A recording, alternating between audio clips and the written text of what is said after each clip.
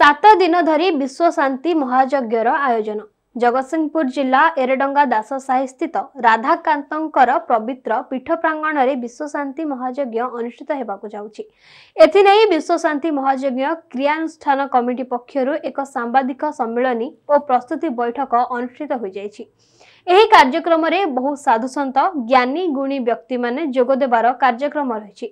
एथि सहित प्रतिदिन अन्न यज्ञ और सांस्कृतिक कार्यक्रम कराजिबो सहित लक्षाधिक भक्तों समागम हेबो बोली कमिटी पक्षरु कहा जायछि। हे कृष्ण करुणार सिंधु दीन बंधु जगतपते गोपेश गोपिका कांत राधा कांत नमस्तुते। महाप्रभु ए अंचल पीठ दैवत राधा कांतक निश्चिंत इच्छारे एवं प्रत्यक्ष एवं परोक्ष निर्देश रे ए अंचल समस्त ग्रामवासी मानक अंचलवासी मानक साहाय्य सहयोग रे संत निर्भयानंद दास महाराजंक प्रत्यक्ष तत्वावधान रे ए विश्व कल्याण विश्व शांति पंचकुंडीय महायज्ञ अनुष्ठित होउछि। ए यज्ञर निश्चिंत रूप से साफल्य मंडित करिव कारण अग्नौ दताहुति सम्यक आदित्य उपतिष्ठते। अग्नि रे जहाँ में घृत दबा तक आदित्य नारायण वर्षा सृष्टि करिवे। वर्षा सृष्टि हेले शस्य उत्पन्न हो। शस्य उत्पन्न हेले प्रजा माने खाई जीवन यापन पालन करिवे। तेणुकरी यज्ञर अर्थ होउछि विश्वर शांति। विश्व शांति पे अंचल नृसिंह बाबू एवं सभापतिंकर प्रत्यक्ष साहाय्य सहयोग ए ग्रामवासी समस्तंकर अक्लांत परिश्रम रे विश्व कल्याण उद्देश्य विश्व शांति महायज्ञ प्रभु राधाकांत अपार कृपा करुण अनुष्ठित होउछि।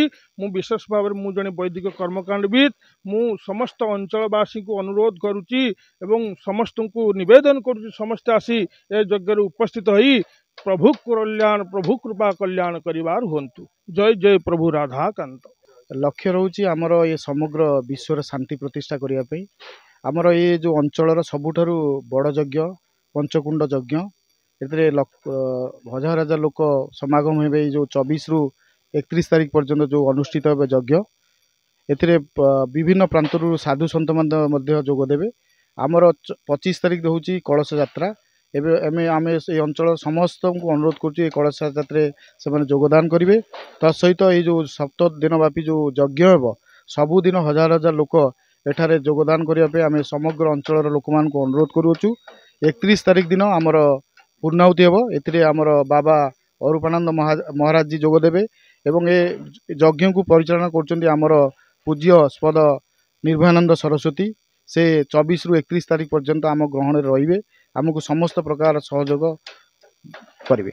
मु तो प्रथमे अब मीडिया भाई मान को अनुरोध करी से देशर चतुर्थ स्तंभ से आग ये यज्ञ को भल भाव सुचारू रूपे परिचालना करूँ। जिते अधिक रु अधिक लोक एठिकी आसवे ये एक भिन्न धरण यज्ञ नररूपी नारायण मान को समस्त को मोर निवेदन करुच्ची मु समस्ते यही 7 दिन पर्यंत जो यज्ञ हम एठारे बहु संख्यार उपस्थित हुंतु एवं ये यज्ञ टी सुचारू रूपे परिचालना करने को समस्त सहयोग नित्यांत मु कामना करुच्ची। भक्त निश्चिंत आम तो अंचलवासी आम आशा करूँ लक्षाधिक भक्त हेबे बोली आम आशा करूँ। ये भिन्न धरण एक यज्ञ ये यज्ञ 2 क्विंटाल 2.5 क्विंटाल पर्यंत गाई घी केवल गाई घीर पुण्याहुति आहुति दिज्व एवं 7 कुंड कर अनेक प्रकार मूर्तिर व्यवस्था कर आपण मैंने आसी देखिए। एवं ये विश्वर जगत कल्याण कि ये भारत वर्षर मु तो जानी ना जो साधु सन्त मान पाखे पहुँचते पचारि बुझी ये भारत वर्षर 104 नंबर यज्ञ बोली से कहते आम तो से विषय अज्ञ। तेणु जहाँ से कहते आम जाचु ठाकुर निर्देश हबार यज्ञ होउची ये मन को कहीं ये यज्ञ करना। तेणु मुझे समस्त को अनुरोध करुँची मीडिया भाई मान मध्यम उपस्थित रही ये यज्ञ को साफल्य मंडित करूँ। सबू नरनारायण मान को अनुरोध करुँची फूलटे दे ये आसी पहुँची ये यज्ञ को संपूर्ण करूँ।